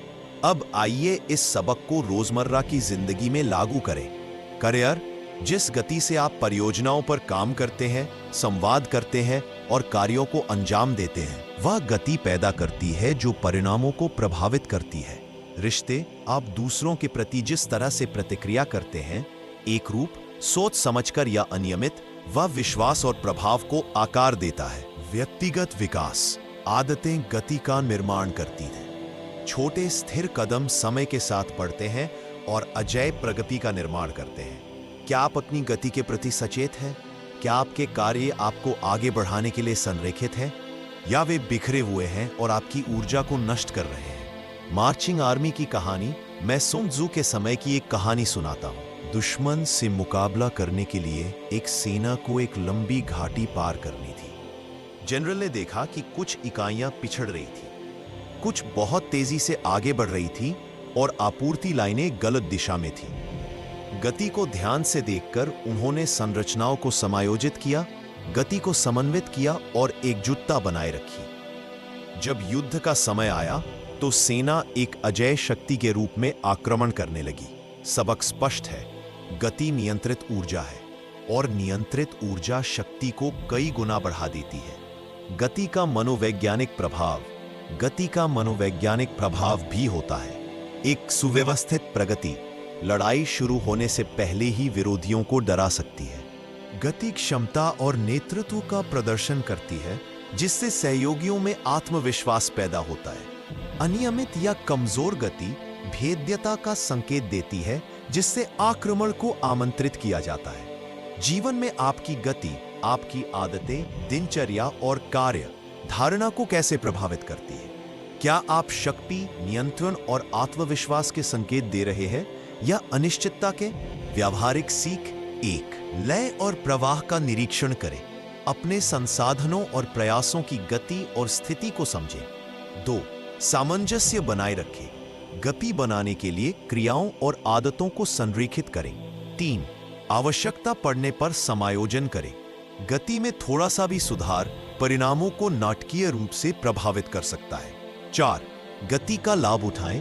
बाधाओं को कुशलतापूर्वक दूर करने के लिए अपनी ऊर्जा का उपयोग करें। 5, थकान का पूर्वानुमान लगाएं। गति के सावधानीपूर्वक प्रबंधन के बिना सबसे मजबूत ताकतें भी कमजोर हो जाती हैं। सुन त्जू हमें याद दिलाते हैं, जो गति को नियंत्रित करता है वही परिणाम को भी नियंत्रित करता है।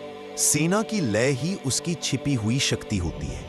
अपनी आंखें बंद करें और अपने जीवन की कल्पना एक चलती हुई सेना के रूप में करें।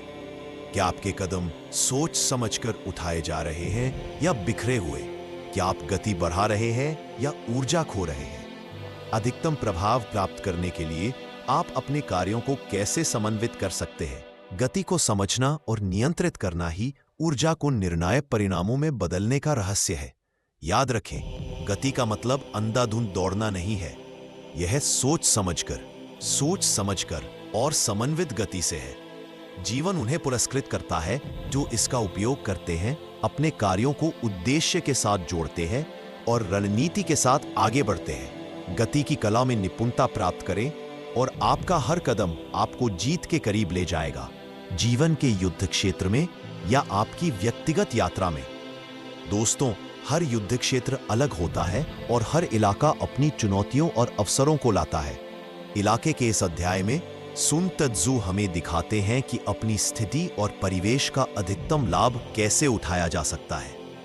सुन तत्जू 10वें अध्याय की शुरुआत एक साधारण सत्य से करते हैं। सभी युद्ध इलाके पर आधारित होते हैं। आप जिस जमीन पर हैं और आपके दुश्मन की जमीन को समझना ही जीत की कुंजी है। इलाका पहाड़ों, नदियों या जंगलों से कहीं बढ़कर है। यह अवसर, जोखिम और रणनीति का लाभ का प्रतिनिधित्व करता है। युद्ध क्षेत्र और जमीन। कल्पना कीजिए कि दो सेनाएं युद्ध की तैयारी कर रही हैं। एक सेना ऊंची जमीन पर तैनात है जिसके किनारों पर नदियां हैं। दूसरी सेना खुले मैदानों में फैली हुई है, अपने आसपास की प्राकृतिक बाधाओं से अनजान। पहली सेना को संख्या में कम होने पर भी बढ़त हासिल है। क्यों? वे अपने परिवेश को समझते हैं। वे जानते हैं कि इसका फायदा कैसे उठाया जाए, इसकी रक्षा कैसे की जाए और दुश्मन की गतिविधियों को कैसे नियंत्रित किया जाए। सुन तुजू हमें याद दिलाते हैं, सफलता अक्सर अपने परिवेश पर नियंत्रण पाने से मिलती है, न कि केवल दुश्मन का सीधे सामना करने से। आधुनिक जीवन में अनुप्रयोग। अपने भूभाग को समझना। भूभाग केवल वास्तविक परिदृश्यों तक ही सीमित नहीं है, यह जीवन का एक रूपक है। करियर। अपने उद्योग, प्रतिस्पर्धा और अवसरों को समझना भूभाग पर नियंत्रण पाने जैसा है। आंख मूंद कर नहीं, बल्कि रणनीतिक रूप से आगे बढ़ें। रिश्ते। भावनात्मक और सामाजिक परिवेश परिणामों को प्रभावित करते हैं, उनका समझदारी से सामना करें। व्यक्तिगत चुनौतियां। किसी समस्या के संदर्भ और परिस्थितियों को समझने से आप कुशलतापूर्वक और प्रभावी ढंग से कार्य कर सकते हैं। क्या आप अपने जीवन में भूभाग के बारे में जानते हैं? क्या आप आंख मूंद कर काम कर रहे हैं या रणनीतिक रूप से अपने परिवेश का लाभ उठा रहे हैं? पहाड़ी दर्रे की कहानी। मैं सुन जू के युग की एक कहानी सुनाता हूं। एक सेना को एक पहाड़ी दर्रे से आगे बढ़ना था। सीधे टकराव से भारी नुकसान होता क्योंकि दुश्मन ऊंची जमीन पर नियंत्रण रखता था। सेनापति ने भूभाग का अध्ययन किया, छिपे हुए रास्तों की पहचान की और दुश्मन को घेरने के लिए प्राकृतिक आड़ का इस्तेमाल किया। नतीजा, कम से कम हताहतों के साथ जीत। सबक स्पष्ट है, भूभाग, चाहे वह भौतिक हो या रूपक, आपका सहयोगी हो सकता है अगर उसका अध्ययन और बुद्धिमानी से इस्तेमाल किया जाए। मनोवैज्ञानिक भूभाग, लाभ का बुद्धिमानी से उपयोग। भूभाग मनोवैज्ञानिक भी होता है। परिस्थितियों का ज्ञान भय को कम करता है और आत्मविश्वास बढ़ाता है। भूभाग का गलत आकलन हिचकिचाहट, गलतियां और भेद्यता पैदा करता है। भूभाग पर नियंत्रण करने से रक्षात्मक और आक्रामक दोनों तरह की बढ़त मिलती है। क्या आप अपने जीवन में अपने परिवेश का अपने लाभ के लिए उपयोग कर रहे हैं? क्या परिस्थितियों को बेहतर ढंग से समझने से आपको रणनीतिक बढ़त मिल सकती है? व्यावहारिक सीख। 1. ध्यान से देखें।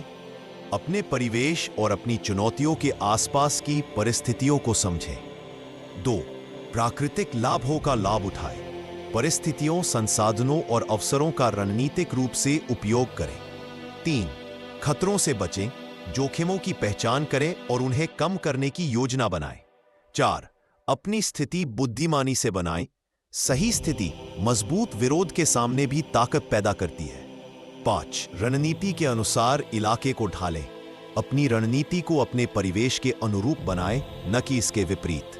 संत तत्जू हमें याद दिलाते हैं, जो इलाके को जानता है और उसका बुद्धिमानी से उपयोग करता है, वह कम से कम संघर्ष के साथ जीत हासिल करेगा। अपनी आंखें बंद करें और अपने जीवन के इलाके की कल्पना करें। क्या आप बाधाओं, अवसरों और छिपे हुए रास्तों से अवगत हैं? आप अपने परिवेश, भौतिक, सामाजिक या भावनात्मक का अपने लाभ के लिए कैसे उपयोग कर सकते हैं? क्या आप अपने परिदृश्य में रणनीतिक रूप से या बिना सोचे समझे आगे बढ़ रहे हैं? इलाके में महारत हासिल करें और जो चुनौतियां कभी भारी लगती थीं, वे प्रबंधनीय, नौगम्य और यहां तक कि लाभप्रद भी हो जाएंगी। याद रखें, जीत सिर्फ ताकत या हुनर से नहीं होती, यह अपने परिवेश को समझने और उसके अनुरूप कार्य करने से भी होती है। एक बुद्धिमान रणनीतिकार भूभाग के साथ चलता है, उसकी रूपरेखा के अनुसार ढल जाता है और दुनिया को ही सफलता का मार्ग दिखाने देता है। अपने भूभाग पर महारत हासिल करें और युद्ध का मैदान शाब्दिक या लाक्षणिक आपका हो जाएगा। चलिए समझते हैं विभिन्न चुनौतियों और अवसरों का सामना करते हुए, क्योंकि असली जीत उन्हीं की होती है जो हर परिस्थिति का सही विश्लेषण करके चतुराई से काम करते हैं। सुन त्ज़ 11वें अध्याय की शुरुआत इस कथन से करते हैं। एक सेना 9 परिस्थितियों में खुद को पा सकती है। प्रत्येक परिस्थिति के लिए एक अलग रणनीति की आवश्यकता होती है, क्योंकि सफलता कभी भी एक ही दृष्टिकोण से प्राप्त नहीं होती। यहां सबक गहरा है। परिस्थितियां रणनीति को आकार देती है। जो एक परिस्थिति में कारगर है वह दूसरी में विफल हो सकती है। 9 परिस्थितियों को समझना, कल्पना कीजिए कि एक सेनापति विभिन्न भूभागों, दुश्मन की स्थितियों और आंतरिक परिस्थितियों का सामना कर रहा है। सुन त्ज़ इन्हें 9 प्रमुख परिदृश्यों में वर्गीकृत करते हैं, जिनमें से प्रत्येक के लिए एक विशिष्ट दृष्टिकोण की आवश्यकता होती है। 1. फैलावदार जमीन, गृह क्षेत्र, जहां सैनिकों को सावधानी पूर्वक तैनात किया जाना चाहिए। 2. सुगम जमीन, आसान, चुनौती रहित इलाका, जहां सावधानी की आवश्यकता होती है। 3. विवादास्पद जमीन, लड़ने लायक क्षेत्र, जहां मजबूत नेतृत्व की आवश्यकता होती है। 4. खुला मैदान, समतल इलाका, जहां युद्ध अभ्यास और गति की आवश्यकता होती है। 5. प्रतिच्छेदन जमीन, कई क्षेत्रों को जोड़ने वाली प्रमुख स्थितियां।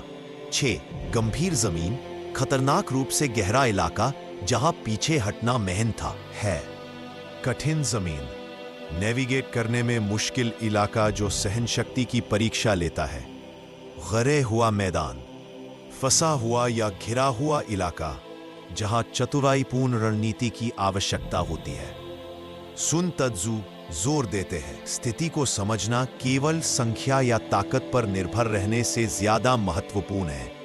आधुनिक जीवन अनुप्रयोग, परिस्थितियों को पहचानना। अब आइए इसे आधुनिक जीवन में लागू करें।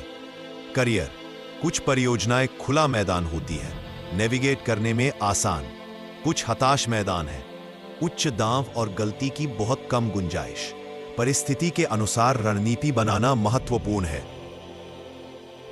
रिश्ते, हर व्यक्ति और परिस्थिति अलग होती है। कुछ के लिए धैर्य की आवश्यकता होती है तो कुछ के लिए निर्णायक कार्रवाई की। आप जिस जमीन पर है उसे समझने से बेहतर परिणाम सुनिश्चित होते हैं। व्यक्तिगत विकास, जीवन लगातार विविध चुनौतियां प्रस्तुत करता है। सफलता परिस्थितियों को समझने और उचित प्रतिक्रिया देने से मिलती है। क्या आप हर चुनौती का एक ही तरह से जवाब दे रहे हैं, या आप भूमि और परिस्थितियों के आधार पर अपने दृष्टिकोण को समायोजित कर रहे हैं? रणनीतिक सेनापति की कहानी। मैं सुन त्ज़ के समय की एक कहानी साझा करता हूं। एक जनरल अपनी सेना को कई क्षेत्रों से होकर ले जा रहा था, जिनमें से प्रत्येक में अलग अलग चुनौतियां थीं। कुछ में सेना साहसपूर्वक आगे बढ़ी, अन्य में वे सावधानी से आगे बढ़े। सबसे खतरनाक क्षेत्र में उन्होंने साहसिक, सोचे समझे जोखिम उठाए। वे जिस प्रकार की जमीन पर हैं उसे पहचानकर जनरल ने अनावश्यक नुकसान से बचा लिया और ऐसी जीत हासिल की जहां अन्य लड़खड़ा जाते। सीख, एक ही रणनीति सबके लिए उपयुक्त होती है, विफलता की ओर ले जाती है। अवलोकन और अनुकूलन आवश्यक है। मनोवैज्ञानिक लाभ, परिस्थिति को जानना। 9 परिस्थितियों को पहचानने से मनोवैज्ञानिक स्पष्टता मिलती है। जब आप परिवेश और जोखिमों को समझते हैं तो आत्मविश्वास बढ़ता है। जब आप जानते हैं कि प्रत्येक परिस्थिति में कैसे कार्य करना है तो घबराहट कम हो जाती है। रणनीतिक लचीलापन विरोधियों के लिए अनिश्चितता पैदा करता है या जीवन की चुनौतियों के लिए। क्या आप आज अपनी चुनौतियों को वर्गीकृत कर सकते हैं? आप किस स्थिति में हैं और आपको कैसे अनुकूलन करना चाहिए? व्यावहारिक सीखें। 1. ध्यान से देखें, कार्य करने से पहले परिस्थितियों का विश्लेषण करें। 2. रणनीतियों को अनुकूलित करें, परिस्थिति के आधार पर विभिन्न तरीकों का प्रयोग करें। 3. जोखिम के लिए तैयार रहें, जाने कि कौन सी परिस्थितियां उच्च दाम वाली है और निर्णायक रूप से कार्य करें। 4. लाभ उठाएं, उन क्षेत्रों की पहचान करें जहां कार्यवाही से अधिकतम प्रभाव पड़ेगा। 5. लचीले बने रहें, परिस्थितियां बदलती हैं, हमेशा समायोजन के लिए तैयार रहे। सुन त्ज़ हमें याद दिलाते हैं, कुशल रणनीतिकार परिस्थितियों के अनुसार रणनीति बनाता है और किसी एक योजना पर निर्भर नहीं रहता। श्रोता, अपनी आंखें बंद करो, अपनी चुनौतियों को विभिन्न परिदृश्यों के रूप में कल्पना करो। क्या आप हर समस्या का एक ही दृष्टिकोण से सामना कर रहे हैं? आप अपनी रणनीति को मौजूदा परिस्थिति के अनुसार कैसे ढाल सकते हैं? कहाँ साहस की आवश्यकता है और कहाँ सावधानी बरतना समझदारी है। इन 9 स्थितियों को समझने से आप जीवन की जटिलताओं को स्पष्टता, आत्मविश्वास और सटीकता के साथ पार कर सकते हैं। याद रखें, जीवन विविध परिस्थितियों से भरा है और प्रत्येक के लिए अपने अलग दृष्टिकोण की आवश्यकता होती है। ध्यान से देखें, समझदारी से समायोजन करें और रणनीतिक रूप से कार्य करें।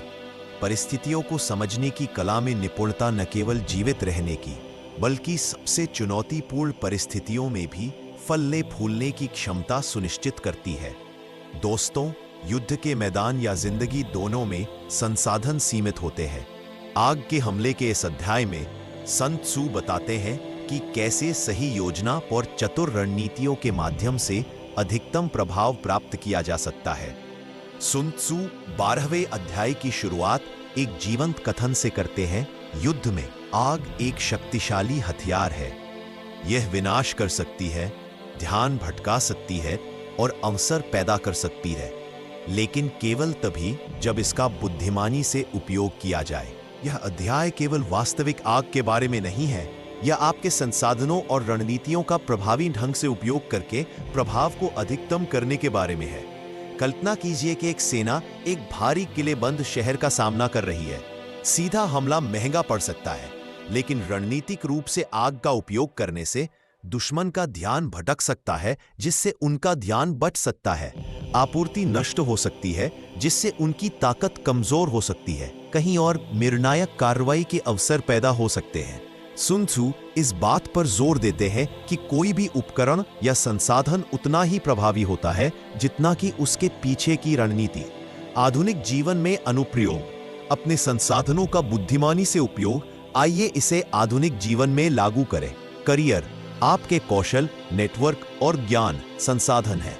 रणनीतिक रूप से उपयोग किए जाने पर ये ऐसे द्वार खोल सकते हैं जो केवल कठोर प्रयास से नहीं खुल सकते। रिश्ते, प्रभाव, सहानुभूति और संचार उपकरण हैं। संघर्षों को सुलझाने या अवसर पैदा करने के लिए सही समय पर इनका उपयोग करें। व्यक्तिगत विकास, समय, ऊर्जा और आदतें संसाधन हैं। रणनीतिक रूप से लागू किए जाने पर ये अभूतपूर्व परिणाम देते हैं। क्या अपरावी तरीकों से बर्बाद कर रहे हैं, या आप अधिकतम प्रभाव पैदा करने के लिए उनका रणनीतिक उपयोग का कहानी? मैं sun tzu के युग की एक कहानी सुनाता हूँ। ये एक सेनापति को एक किलेबंद शहर में जमे एक शक्तिशाली दुश्मन का सामना करना पड़ा। महंगे मोर्चे पर हमला करने के बजाय उसने रात में उनकी आपूर्ति को नष्ट करने के लिए गोलाबारी का इस्तेमाल किया, जिससे उन्हें संसाधनों की रक्षा के लिए अपनी सेना को फैलाने के लिए मजबूर होना पड़ा। भोर में उसने ध्यान भटकाने वाली कमजोरियों पर प्रहार किया। न्यूनतम नुकसान के साथ विजय प्राप्त हुई। सबक स्पष्ट है, बुद्धि किसी भी उपकरण या संसाधन की शक्ति को बढ़ा देती है। मनोवैज्ञानिक लाभ, आश्चर्य का तत्व आग या कोई भी रणनीतिक संसाधन मनोवैज्ञानिक रूप से महत्वपूर्ण होता है। अप्रत्याशित रणनीतियां विरोधियों को अस्थिर कर देती है। संसाधनों के प्रभावी उपयोग का प्रदर्शन क्षमता का संकेत देता है। संसाधनों का दुरुपयोग या अपव्यय सहयोगियों और स्वयं दोनों में आत्मविश्वास को कम करता है। आज आप अपने अद्वितीय कौशल और संसाधनों का रणनीतिक रूप से उपयोग कैसे कर सकते हैं? क्या आप अपनी ऊर्जा को रोक रहे हैं या गलत दिशा में लगा रहे हैं? व्यावहारिक सीख: 1. अपने संसाधनों की पहचान करें। जानें कि आपके पास कौन कौन सी संपत्तियां उपलब्ध है। 2. रणनीतिक रूप से उनका उपयोग करें। उनका उपयोग वहां करें जहां वे सबसे अधिक लाभ पहुंचाएं। 3. सावधानी पूर्वक समन्वय करें। संसाधनों को सामंजस्य में काम करना चाहिए, जैसे एक सेना एक साथ काम करती है। 4. प्रभाव का निरीक्षण करें। परिणामों और बदलती परिस्थितियों के आधार पर उपयोग को समायोजित करें। 5. अपव्यय से बचें। जब संसाधनों का लापरवाही से उपयोग किया जाता है तो शक्ति नष्ट हो जाती है। sun tzu हमें याद दिलाते हैं, हथियार, संसाधन और रणनीतियां तभी शक्तिशाली होती है जब उन्हें बुद्धिमत्ता और समय के साथ लागू किया जाता है। अपनी आंखें बंद करो श्रोता, अपने जीवन की कल्पना एक युद्ध क्षेत्र के रूप में करो। आपकी आग क्या है? आपके अद्वितीय कौशल, ज्ञान और उपकरण। क्या आप उन्हें बुद्धिमानी से उपयोग कर रहे हैं या आंख मूंद कर प्रतिक्रिया दे रहे हैं? आपके संसाधनों का रणनीतिक उपयोग आपके जीवन में कैसे लाभ उत्पन्न कर सकता है? सही समय पर सही संसाधन के साथ सही कार्य ऐसे अवसर पैदा कर सकता है जहां पहले कोई मौजूद नहीं था। याद रखें, केवल शक्ति ही सफलता सुनिश्चित नहीं कर सकती। रणनीति, समय और संसाधनों का बुद्धिमानी से उपयोग प्रयास को उपलब्धि में बदल देता है। आग की तरह आपके कौशल और उपकरण रास्ते रोशन कर सकते हैं, बाधाओं को नष्ट कर सकते हैं और आपके भाग्य को आकार दे सकते हैं, लेकिन केवल तभी जब इन्हें बुद्धिमत्ता के साथ लागू किया जाए। दोस्तों, अगर आप यहां तक सुन रहे हैं तो इसका मतलब है कि आपको ये कहानी पसंद आ रही है। आपका ये वक्त और प्यार मेरे लिए बहुत बड़ी चीज है। अब हम पूछते हैं इस किताब के आखिरी चैप्टर बराबर। उससे पहले एक छोटी सी गुजारिश, चैनल को सब्सक्राइब करें कृपया, वीडियो को लाइक करें तो अपने दोस्त और परिवार के साथ शेयर करें और एक छोटा सा कमेंट जरूर छोड़ें। आपका एक कदम मुझे प्रेरित करता है। मैं आपके लिए और भी ऐसी प्रेरक और जीवन बदलने वाली कहानियां लेकर आता रहूंगा। दोस्तों, युद्ध के मैदान में केवल सैनिक और हथियार से ही जीत नहीं मिलती। जासूसों का उपयोग अध्याय में है। सुन तुज्जू हमें दिखाते हैं कि कैसे गुप्त जानकारी और खुफिया जानकारी का इस्तेमाल करके हर रणनीति को सफल बनाया जा सकता है। संत तुज्जू ने अध्याय 13 को एक शक्तिशाली कथन के साथ शुरू किया। पूर्व ज्ञान आत्माओं से प्राप्त नहीं किया जा सकता है। यह किताबों में नहीं पाया जा सकता है। इसे उन लोगों से प्राप्त किया जाना चाहिए जिनके पास दुश्मन का ज्ञान है। दूसरे शब्दों में, बुद्धि और अंतर्दृष्टि किसी भी संघर्ष में अंतिम हथियार है। दोस्तों, युद्ध के मैदान और जिंदगी दोनों में जीत उन्हीं को मिलती है जो सही ज्ञान और अंतर्दृष्टि के साथ हर निर्णय लेते हैं। ज्ञान की शक्ति अध्याय में है। सुन तुज्जू हमें दिखाते हैं कि ज्ञान ही असली शक्ति है। कल्पना कीजिए कि दो सेनाएं युद्ध की तैयारी कर रही हैं। एक पूरी तरह से ताकत और संख्या बल पर निर्भर है, दूसरी खुफिया जानकारी इकट्ठा करती है। दुश्मन सेना की स्थिति, उनकी आपूर्ति और मनोबल, उनकी संरचना में कमजोर बिंदु। बेहतर खुफिया जानकारी वाली सेना सटीकता से हमला करने, जाल से बचने और उन अवसरों का फायदा उठाने में सक्षम होती है जिन्हें दूसरे नहीं देख सकते। सुन त्सू इस बात पर जोर देते हैं, प्रबुद्ध शासक और बुद्धिमान सेनापति एक इकाई बनाते हैं। ज्ञान नेताओं को निर्णायक और आत्मविश्वास से कार्य करने में सक्षम बनाता है। आधुनिक जीवन अनुप्रयोग, सूचना का मूल्य बुद्धिमत्ता केवल युद्ध तक ही सीमित नहीं है। यह जीवन, व्यवसाय और व्यक्तिगत विकास में भी महत्वपूर्ण है। करियर, अपने उद्योग, प्रतिस्पर्धियों और अवसरों पर शोध करें। चुनौतियों का अंदाज लगाएं और समाधान तैयार करें। रिश्ते, प्रतिक्रिया देने से पहले दूसरों के दृष्टिकोण, प्रेरणाओं और भावनाओं को समझें। व्यक्तिगत विकास, आत्म जागरूकता और अपनी ताकत और कमजोरियों का ज्ञान बुद्धिमत्ता के ऐसे रूप हैं जो निर्णयों का मार्गदर्शन करते हैं। क्या आप आंख मूंद कर काम कर रहे हैं या फैसले लेने से पहले अंतर्दृष्टि और समझ की तलाश कर रहे हैं? ज्ञान आपको कैसे फायदा पहुंचा सकता है? रणनीतिक जासूस की कहानी। मैं आपको सुन त्सू के जमाने की एक कहानी सुनाता हूं। एक सेनापति एक चारदीवारी वाले शहर पर कब्जा करना चाहता था। आंख मूंद कर हमला करने के बजाय उसने जासूसों की भर्ती की। एक शहर में नौकर बन गया, रोजमर्रा की दिनचर्या का हिसाब रखता था। एक और व्यापारी बनकर पहरेदारों और गश्ती दल पर नजर रखता था। तीसरे ने शहर की आपूर्ति लाइनों में घुसपैठ की। इन जासूसों के सावधानी पूर्वक समन्वय से जनरल ने दुश्मन की कमजोरियों को भांप लिया और सही समय पर हमला किया, जिससे बिना किसी अनावश्यक नुकसान के जीत हासिल हुई। सबक स्पष्ट है, जानकारी हथियारों से ज्यादा शक्तिशाली हो सकती है। मनोवैज्ञानिक लाभ, अंतर्दृष्टि से आत्मविश्वास। खुफिया जानकारी इकट्ठा करने से मनोवैज्ञानिक शक्ति भी मिलती है। यह अनिश्चितता को दूर करता है, भय की जगह रणनीति लाता है। दुश्मन की चालों का पूर्वानुमान आत्मविश्वास और निर्णायकता का निर्माण करता है। ये ज्ञान कि आपका प्रतिद्वंद्वी आपकी अंतर्दृष्टि से अनजान है, एक लाभ प्रदान करता है। क्या आप अपने जीवन में पर्याप्त ज्ञान के बिना कार्य कर रहे हैं, या आप अधिक बुद्धिमान, अधिक आत्मविश्वास से भरे निर्णय लेने के लिए अंतर्दृष्टि का लाभ उठा रहे हैं? व्यावहारिक सीख: 1. सक्रिय रूप से ज्ञान प्राप्त करें। कार्य करने से पहले परिस्थितियों, चुनौतियों और अवसरों को समझें। 2. कई स्रोतों का उपयोग करें। बुद्धिमत्ता अवलोकन, शोध और विश्वसनीय सलाहकारों से आती है। 3. सावधानी पूर्वक विश्लेषण करें। अंतर्दृष्टि और संदर्भ के बिना कच्ची जानकारी बेकार है। 4. निर्णायक रूप से कार्य करें। ज्ञान साहसिक, सटीक और प्रभावी कार्यवाही को सशक्त बनाता है। 5. अपनी बुद्धिमत्ता की रक्षा करें। अपनी रणनीतियों और अंतर्दृष्टि को अनावश्यक रूप से प्रकट होने से बचाएं। सुन त्सु हमें याद दिलाते हैं, शत्रु और स्वयं का ज्ञान निर्विवाद विजय की ओर ले जाता है। अपनी आंखें बंद करो श्रोता, अपने लक्ष्यों और चुनौतियों की कल्पना करो। अंतर्दृष्टि और समझ कहाँ स्पष्टता प्रदान कर सकती है। आपके पास कौन सी जानकारी की कमी है जो आपको बढ़त दिला सकती है? अवलोकन और सावधानी पूर्वक सीखना आपके अगले कार्यों का मार्गदर्शन कैसे कर सकता है? बुद्धिमत्ता अनिश्चितता को अवसर में बदल देती है और आपको सबसे जटिल परिस्थितियों में भी सफलता की ओर अग्रसर करती है।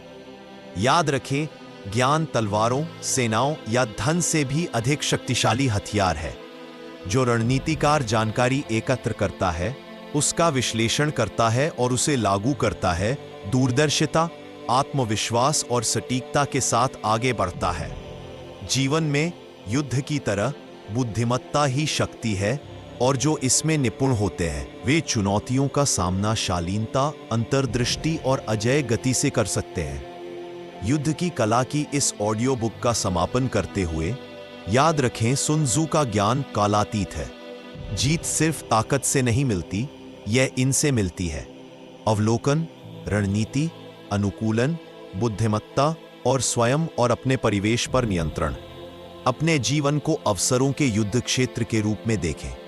आप प्रतिक्रिया के बजाय दूरदर्शिता से कहाँ कार्य कर सकते हैं? आपका ज्ञान, रणनीति और गति कहाँ स्थायी प्रभाव डाल सकती है? इन सबक को अपने दैनिक जीवन में अपनाएं। निर्णय लेने से पहले अपने परिस्थिति का आकलन करें। अपनी आदतों और कार्यों में गति बनाएं।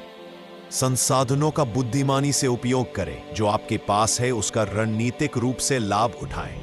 कार्य करने से पहले ज्ञान, अंतर्दृष्टि और बुद्धिमत्ता की तलाश करें। लचीलेपन और सटीकता के साथ परिस्थितियों और चुनौतियों के अनुकूल ढल जाएं। युद्ध कला की असली महारत दूसरों को हराने में नहीं है, बल्कि जीवन में जीतने, बुद्धिमत्ता से लक्ष्य हासिल करने और स्पष्टता, साहस और उद्देश्य के साथ चुनौतियों का सामना करने में है। सुनने के लिए धन्यवाद।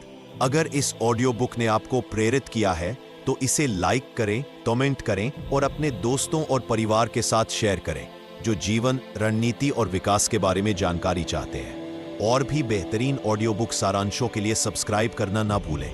आपकी महारत की यात्रा अभी शुरू ही हुई है।